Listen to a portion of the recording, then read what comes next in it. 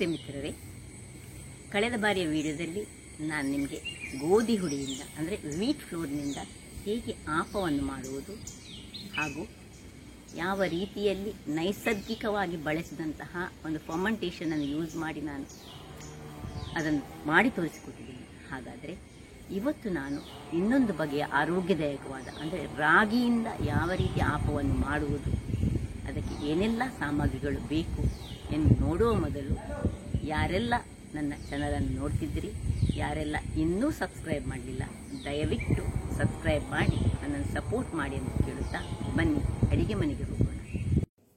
ನಮಸ್ತೆ ಮಿತ್ರರೇ, ಇವತ್ತು ನಾನು ಬಹು ಜನರ ಅಪೇಕ್ಷೆಯ ಮೇರೆಗೆ ಈ ರಾಗಿಯಿಂದ ಆಪವನ್ನು ಮಾಡ್ತಾ ಇದ್ದೇನೆ.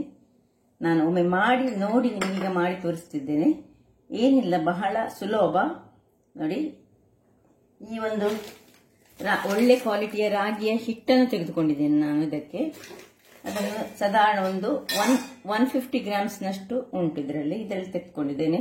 ಮತ್ತೆ ನಾನು ಆಸ್ ಯೂಶುವಲ್ ಫರ್ಮೆಂಟೇಷನ್ಗೆ ನಾನು ತೆಂಗಿನ ನೀರನ್ನು ನಾನು ಹೇಳಿದ್ದೇನೆ, ಬೆಳಿಗ್ಗೆ ಸ್ವಲ್ಪ ಸಕ್ಕರೆ ಹಾಕಿ ಇಟ್ಟುಕೊಂಡು ಸ್ವಲ್ಪ ಗ್ಲಾಸಿನ ಇದರಲ್ಲಿ ಬಿಸಿಲಲ್ಲಿ ಸ್ವಲ್ಪ ಇಟ್ಟುಕೊಂಡು ಒಂದು ದಿವಸಕ್ಕೆ, ತುಂಬಾ ಮಂದಿಗೆ ಇದರಲ್ಲಿ ಕನ್ಫ್ಯೂಷನ್ ಉಂಟು, ಏನಿಲ್ಲ ಬೆಳಿಗ್ಗೆ ಕಟ್ ಮಾಡಬೇಕು ಮತ್ತೆ ಸ್ವಲ್ಪ ಗಾಜಿನ ಬಾಟಲ್ ಅಲ್ಲಿ ಹಾಕಿಟ್ಟು ಸ್ವಲ್ಪ ಬಿಸಿಲಿಗೆ ಇಟ್ಕೊಳ್ಬೇಕು. ಮತ್ತೆ ಈಗ ನಾನೀಗ ರಾತ್ರಿ ಹೊತ್ತಿನಲ್ಲಿ ಈಗ ಗ್ರೈಂಡ್ ಮಾಡ್ತಾ ಇದ್ದೇನೆ. ರಾತ್ರಿ ಹೊತ್ತಲ್ಲಿ ಬೆಳಿಗ್ಗೆ ಮಾಡಬೇಕು ಮಾತ್ರ. ಒಂದು ಅಟ್ಲೀಸ್ಟ್ ಒಂದು 10 to 12 hours ಬೇಕು ನಮ್ಗೆ ಇದಾಗ್ಲಿಕ್ಕೆ ಅಂತ ಹೇಳಿದ್ರೆ, ಈ ನೀರು ಸ್ವಲ್ಪ ಇದಾಗ್ಲಿಕ್ಕೆ, ತೆಂಗಿನ ನೀರು ಫರ್ಮೆಂಟ್ ಆಗಬೇಕು. ಆ ಫರ್ಮೆಂಟ್ ಆದದನ್ನು ಈಗ ನಾವು ಮಿಕ್ಸ್ ಮಾಡುದು. ಈಗ ನೋಡಿ, ನಾನು ಕೆಂಪಕ್ಕಿಯ ರೈಸ್, ಇವತ್ತು ಅವಲಕ್ಕಿಯ ಬದಲು ನೋಡಿ ಕೆಂಪು ಅಕ್ಕಿ, ನಮ್ಮದು ಕರಾವಳಿಯ ಕೆಂಪಕ್ಕಿನ ರೈಸ್ ತೆಗೆದುಕೊಂಡಿದ್ದೇನೆ ಒಂದು ಬೌಲ್ನಲ್ಲಿ. ಸಾಧಾರಣ ಇದೊಂದು 50 ಗ್ರಾಮ್ಸ್ನಷ್ಟು ಉಂಟು. ಮತ್ತೆ ಒಂದು 100 ಗ್ರಾಮ್ಸ್ನಷ್ಟು ಫ್ರೆಶ್ ತೆಂಗಿನ ತುರಿ. ಈಗ ಮೊದಲಿಗೆ ನಾವು ಒಂದು ಮಿಕ್ಸಿಯನ್ನು ತೆಗೆದುಕೊಂಡು ಇದರಲ್ಲಿ ಈ ತೆಂಗಿನ ತುರಿ ಮತ್ತು ಅಕ್ಕಿ ಅನ್ನವನ್ನು ತೆಗೆದುಕೊಂಡಿದ್ದೇನೆ. ಇಷ್ಟನ್ನು ಈ ನಮ್ಮ ಇದರ ನೀರು, ಸಕ್ಕರೆ ಬೆರೆಸಿದ ತೆಂಗಿನ ನೀರನ್ನು ಹಾಕೊಂಡು ನಾವು ಈಗ ಗ್ರೈಂಡ್ ಮಾಡ್ಕೊಳ್ಳೋಣ.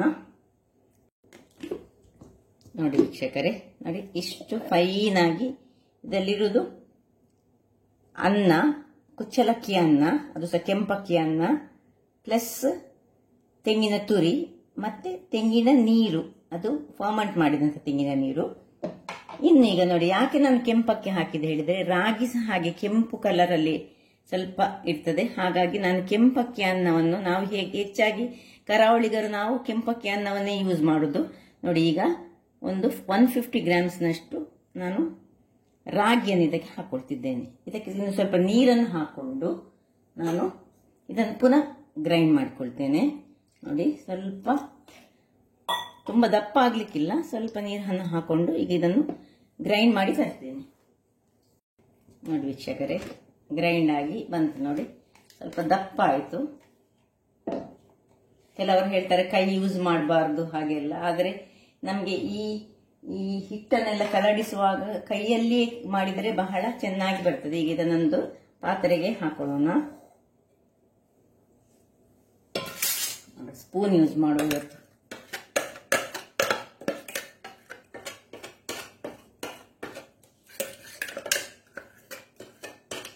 ನೋಡಿ ಹೇಗೆ ಕಲರ್ ನೋಡಿ, ಇದರಲ್ಲಿ ಈಗ ಕೆಂಪಕ್ಕಿ ಸಹ ಉಂಟು. ಸ್ವಲ್ಪ ನೀರನ್ನು ಹಾಕೊಳ್ಳೋದು, ತುಂಬಾ ನೀರು ಮಾಡೋದು ಬೇಡ. ಯಾಕಂದ್ರೆ ನಿಮ್ಗೆ ಗೊತ್ತುಂಟಲ್ಲ, ಆಪ ಮಾಡುವಾಗ ಎಷ್ಟು ದಪ್ಪ ಬೇಕು ಅಂತ ಹೇಳಿ ಅಷ್ಟು ದಪ್ಪಕ್ಕೆ ನಾವು ಇಟ್ಟುಕೊಳ್ಳೋಣ.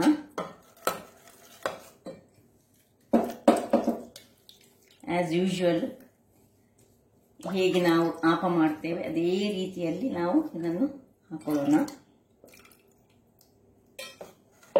ನೋಡಿ,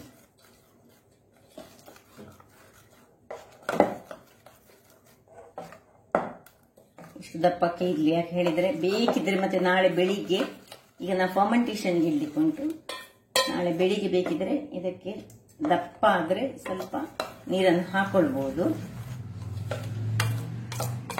ಹೆಚ್ಚಾಗಿ ದೋಸೆ, ಇಡ್ಲಿ ಅಥವಾ ಏನ್ ಮಾಡುವಾಗ ಆವತ್ತಿಗೆ ಅಷ್ಟೇ ಮಾಡಬೇಕು ವೀಕ್ಷಕರೇ. ಯಾಕೆ ಹೇಳಿದರೆ ಅದು ಹೆಚ್ಚಾಗಿ ಮಾಡಿ ಪುನಃ ಫ್ರಿಡ್ಜಲ್ಲೇ ಎಲ್ಲ ಇಟ್ಟರೆ ಅದು ತುಂಬ ಆರೋಗ್ಯಕ್ಕೆ ಹಾನಿ ಅಂತ ಡಾಕ್ಟರ್ಸ್ನವರು ಹೇಳ್ತಾರೆ. ಅದರಿಂದಾಗಿ ನಾವು ಯಾವಾಗಲೂ ಸ್ವಲ್ಪ ಸ್ವಲ್ಪ ಮಾಡಿ, ನಮ್ಗೆ ಎಷ್ಟು ಮಂದಿ ಇದ್ದೇವೆ ಅದರ ಪ್ರಕಾರ ಮಾಡಿ ಅವತ್ತಿಗೆ ಖಾಲಿ ಮಾಡಿದರೆ ಬಹಳ ಉತ್ತಮ ಅಂತ ನಾನು ಹೇಳ್ತೇನೆ.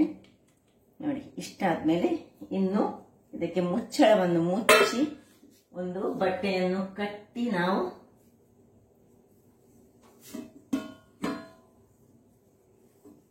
ಇದನ್ನು ಫರ್ಮೆಂಟೇಷನ್ಗೆ ಇಟ್ಕೊಳ್ಳೋಣ.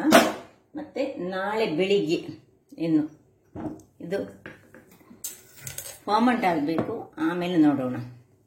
ಮಿತ್ರರೇ, ನೋಡಿ ಈಗ ಬೆಳಿಗ್ಗೆ ಆಗಿದೆ, ನೋಡುವ ಹೇಗೆ ಉಬ್ಬಿ ಬಂದಿದೆ ಅಂತ ನೋಡ್ಕೊಳ್ಳೋಣ.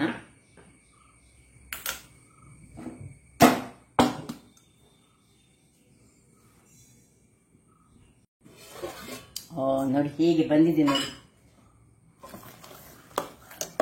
ಈ ಹೊತ್ತಿನಲ್ಲಿ ನೀವು ಸ್ವಲ್ಪ ಬೆಲ್ಲ ಅಥವಾ ಸಕ್ಕರೆಯನ್ನು ಬೇಕಿದ್ರೆ ಹಾಕೊಳ್ಬಹುದು. ನೋಡಿ, ಸ್ವಲ್ಪ ಹದಾದಲ್ಲಿ ಬಂದಿದೆ ನೋಡಿ. ನೀರು ನಾವು ಹಾಕಿದ್ದು ಕರೆಕ್ಟ್ ಆಗಿದೆ ನೋಡಿ. ಇದಕ್ಕಿಂತ ತೆಳು ಬರಬಾರ್ದು ನೋಡಿ. ಹೀಗೆ ಮಾಡಿ ಇದಕ್ಕೆ ಸ್ವಲ್ಪ ಸಕ್ಕರೆ ಅಥವಾ ಬೆಲ್ಲವನ್ನು ಈಗ ಹಾಕೊಳ್ಳೋಣ. ನಾವು ಸ್ವಲ್ಪ ಸಕ್ಕರೆ ಹಾಕೊಳ್ತಿದ್ದೇನೆ.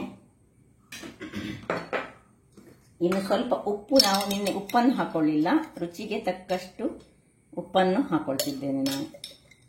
ಸೊ ಸಕ್ಕರೆ ಆಯಿತು, ಉಪ್ಪು ಆಯಿತು. ಇನ್ನು ಇದನ್ನು ಕಲಡಿಸಿಕೊಂಡು ಇದರ ಮುಚ್ಚಳವನ್ನು ಮುಚ್ಚಿ ಇದನ್ನು ಪಕ್ಕಕ್ಕಿಟ್ಟುಕೊಳ್ಳೋಣ. ಈಗ ಇಲ್ಲಿ ನೋಡಿ, ಇದೀಗ ಇದಕ್ಕೊಂದು ಕುಕುಂಬರ್ನಿಂದ ಮಾಡಿದಂತಹ ಒಂದು ಚಟ್ನಿ ಬಹಳ ಸೂಟ್ ಆಗ್ತದೆ. ಹಾಗಾದ್ರೆ ನೋಡಿ, ತೆಂಗಿನ ತುರಿ, ಇದೊಂದು ಕುಕುಂಬರ್, ಇದನ್ನೀಗ ಕಟ್ ಮಾಡಿ ನಾನು ಹಾಕ್ಕೊಳ್ತಿದ್ದೇನೆ.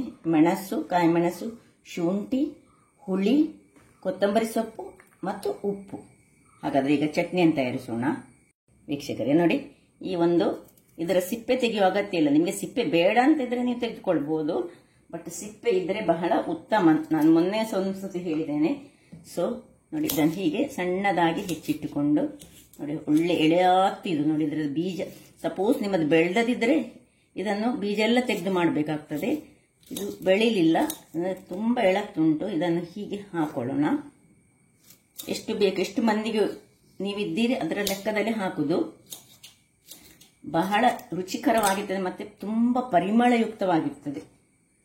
ಅದಾದ್ಮೇಲೆ ಶುಂಠಿ ಹಾಕೊಳ್ಳೋಣ. ಸಣ್ಣ ತುಂಡು ಶುಂಠಿ ಸಾಕು. ಯಾಕೆ ಹೇಳಿದ್ರೆ ಸ್ವಲ್ಪ ಈ ಮುಳ್ಳು ಸೌತೆ ಅಂದ್ರೆ ಈ ಕುಕುಂಬರ್ ಶೀತ ಪ್ರವೃತ್ತಿಯನ್ನು ಹೊಂದಿರ್ತದೆ. ಅದರಿಂದಾಗಿ ಸ್ವಲ್ಪ ನೀವು ಇದು ಹಾಕಿದ್ರೆ ಒಳ್ಳೆ ತೊಳೆದುಕೊಂಡು ಹಾಕೊಳ್ಬೇಕು. ಸ್ವಲ್ಪ ಹುಳಿ ಮತ್ತೆ ಸ್ವಲ್ಪ ಕೊತ್ತಂಬರಿ ಸೊಪ್ಪು ದಂಟಿನೊಟ್ಟಿಗೆ ಹಾಕೊಳ್ಳಿ.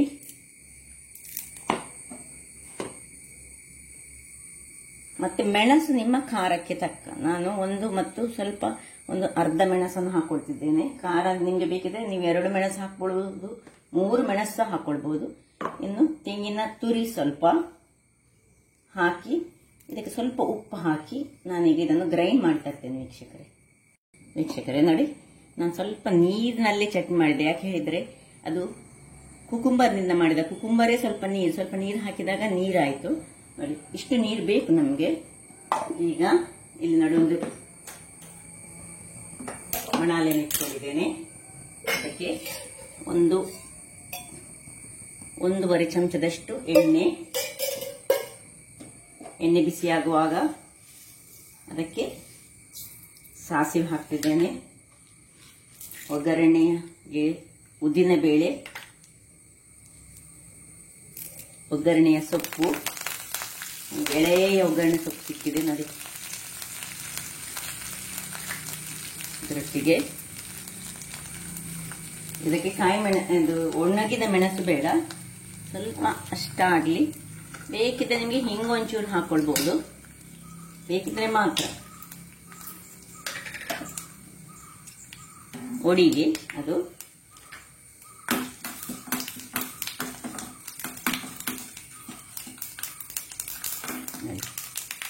ಚಟ್ಪಟ ಹೇಳುವಾಗ ಸಾಕು.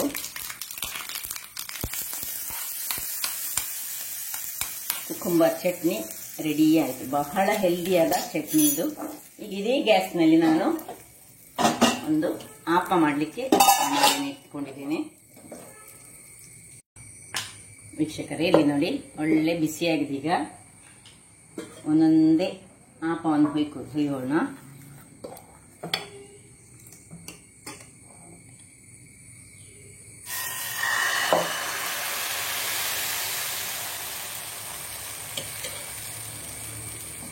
ಇದರ ಮೇಲೆ ಇನ್ನು ಸ್ವಲ್ಪ ಅದು ಹೋಲ್ಸ್ ಬಂದ ಮೇಲೆ ನಾವು ಸ್ವಲ್ಪ ತುಪ್ಪ ಅಥವಾ ಎಣ್ಣೆ ಯಾವ್ದು ಸಾಕ್ತದೆ ಯಾವುದನ್ನು ಹಾಕ್ಬೋದು. ನೋಡಿ ಹೋಲ್ಸ್ ಬರ್ಲಿಕ್ಕೆ ಶುರುವಾಯಿತು. ಆಮೇಲೆ ನಾವು ಹಾಕಬೇಕು ಸಹ. ಆಮೇಲೆ ಬಾಯಿ ಮುಚ್ಚಳವನ್ನು ಮುಚ್ಚಬೇಕು. ಇದು ಹೆಲ್ದಿಯಾದ ಗ್ಲೂಟನ್ ಫ್ರೀ ಆದ ಈ ಆಪ. ಇದರಲ್ಲಿ ಏನು ಪ್ರಿಸರ್ವೇಟಿವ್ ಇಲ್ಲ. ಸಪೋಸ್ ನಿಮ್ಮ ಹತ್ರ ತೆಂಗಿನ ನೀರಲ್ಲಿ ಇರದಿದ್ರೆ ವೀಕ್ಷಕರೇ, ನೀವು ಈಸ್ಟ್ ಅನ್ನು ಬಳಸಬಹುದು. ಈಸ್ಟ್ ಅಥವಾ ಬೇಕಿಂಗ್ ಸೋಡಾ ಸಹ ಬಳಸಬಹುದು. ಬೇಕಿಂಗ್ ಸೋಡಾ ಬಳಸೋದಾದ್ರೆ ಅದು ಬೆಳಿಗ್ಗೆ ಮಾತ್ರ, ಆಗಾಗಲೇ ಇನ್ಸ್ಟೆಂಟ್ ಆಗಿ ಮಾಡಬೇಕು. ನೋಡಿ ಈಗ ಹೋಲ್ಸ್ ಬರ್ಲಿಕ್ಕೆ ಶುರುವಾಯಿತು. ಸೊ ಇಲ್ಲೀಗ ಸುರಿಗೆ ದೊಡ್ಡ ಉರಿ ಇಟ್ಟುಕೊಂಡಿದ್ದೇನೆ ನಾನು. ಈಗ ಇದರ ಸೈಡ್ಸಿಗೆ ಸಹ ಸ್ವಲ್ಪ ಹಾಕಿ ಉರಿಯನ್ನು ಸಣ್ಣದೇ ಮಾಡ್ಕೊಳ್ಳೋಣ. ಇನ್ನು ಮುಚ್ಚಳವನ್ನು ಮುಚ್ಚಿಕೊಂಡು ಬೇಯಿಸೋಣ. ನೋಡಿ ವೀಕ್ಷಕರೇ, 5 ನಿಮಿಷಗಳ ಕಾಲ ಅಂದ್ರೆ ಸಣ್ಣ ಉರಿಯಲ್ಲಿ ಇಟ್ಟಿದ್ದೇನೆ. ನೋಡಿ ಹೇಗೆ ಬಂದಿದೆ ನೋಡಿ, ಅಷ್ಟೇ ರುಚಿಕರವಾಗಿರ್ತದೆ. ಇದನ್ನು ನಾವು ಅಡಿ ಮೇಲೆ ಮಾಡುವ ಅಗತ್ಯವೇ ಇಲ್ಲ. ನೋಡಿ ಹೇಗೆ ಬಂದಿದೆ ನೋಡಿ, ಅಡಿಯ ಟೆಕ್ಸ್ಚರ್ಸ್ ನೋಡಿ ಹೇಗೆ ಉಂಟು ನೋಡಿ. ಈಗ ಇಲ್ಲಿ ಪುನಃ ಉರಿಯನ್ನು ಪುನಃ ದೊಡ್ಡದು ಮಾಡಿಕೊಳ್ಳಿ. ಹಾಕುವಾಗ ಮಾತ್ರ ಉರಿ ದೊಡ್ಡದಿರಬೇಕು. ನೋಡಿ ಒಂದು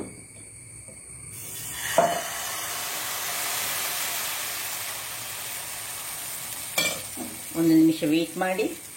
ಆಮೇಲೆ ಅದರ ಮೇಲೆ ಅದು ಹೋಲ್ಸ್ ಬಂದ ಮೇಲೆ ಸೈಡ್ಸ್ಗೆ ಮತ್ತು ನಡುವಲ್ಲಿ ತುಪ್ಪ ಹಾಕೊಳ್ಳಿ. ಮತ್ತೆ ತುಪ್ಪದ ಅಗತ್ಯವೇ ಇಲ್ಲ. ಎಣ್ಣೆ ಸಹ ಹಾಕೊಳ್ಬಹುದು. ತುಪ್ಪವೇ ಹಾಕೊಳ್ಬೇಕಂತ ಏನಿಲ್ಲ. ಎಣ್ಣೆ ಹಾಕಿದ್ರೆ ಸಹ ಬಹಳ ರುಚಿಕರವಾಗಿರ್ತದೆ. ನೋಡಿ ಸೈಡ್ಸ್ಗೆ ಸ್ವಲ್ಪ, ಇದು ಆಪ್ಷನಲ್, ನಿಮಗೆ ಬೇಕಿದ್ರೆ ಮಾತ್ರ. ಬಹಳ ಹೆಲ್ದಿಯಾದ, ಅಂದ್ರೆ ಈಗ ನಾನು ತೆಂಗಿನ ನೀರಿನಲ್ಲಿ ಮಾಡಿದ್ದೇನೆ. ನೀವು ಈಸ್ಟ್ ಬಳಸಬಹುದು, ಬೇಕಿಂಗ್ ಸೋಡಾ ಬಳಸಬಹುದು, ಯಾವುದು ಬಳಸಿ ಮಾಡಬಹುದು. ನೋಡಿ ಹೋಲ್ಸ್ ಬಂದ ಮೇಲೆ ಇಟ್ಕೊಳ್ಳೋಣ. ಆಯ್ತು, ಸಣ್ಣ ಉರಿ ಮಾಡಿಕೊಳ್ಳೋಣ. ಇಷ್ಟೇ ಇದರಲ್ಲಿ ಇರುವುದು. ನೋಡಿ ವೀಕ್ಷಕರೇ, 2 ದೋಸೆ ಸಹ ರೆಡಿ ಆಗಿದೆ. ನೀವು ಹೀಗೆ ಮುಟ್ಟಿದ್ರೆ ಸಾಕು. ನೋಡಿ ಏನು ಆಗದಿದ್ರೆ ಅದು ರೆಡಿ ಆಯ್ತು ಅಂತ ಹೇಳಿ ಅರ್ಥ. ಹೀಗೆ ಬಂದಿದೆ ನೋಡಿ. ತುಂಬಾ ಆರೋಗ್ಯದಾಯಕವಾದ ಈ ದೋಸೆ. ನೀವು ಯಾವ ಸಹ ಡಯಾಬಿಟಿಕ್ ಪೇಷಂಟ್ಗಳಿಗಂತೂ ಹೇಳಿ ಮಾಡಿಸಿದಂತಹದ್ದು. ನೋಡಿ ಇದನ್ನು ನಾನು ಹಾಕ್ಕೊಳ್ತಿದ್ದೇನೆ. ಅದು ಹಾಗೆ ಆಗಲಿ ಆಗ್ತಾ ಇರಲಿ. ಇಲ್ಲಿ ನೋಡಿ 2 ದೋಸೆ ರೆಡಿಯಾಗಿದೆ.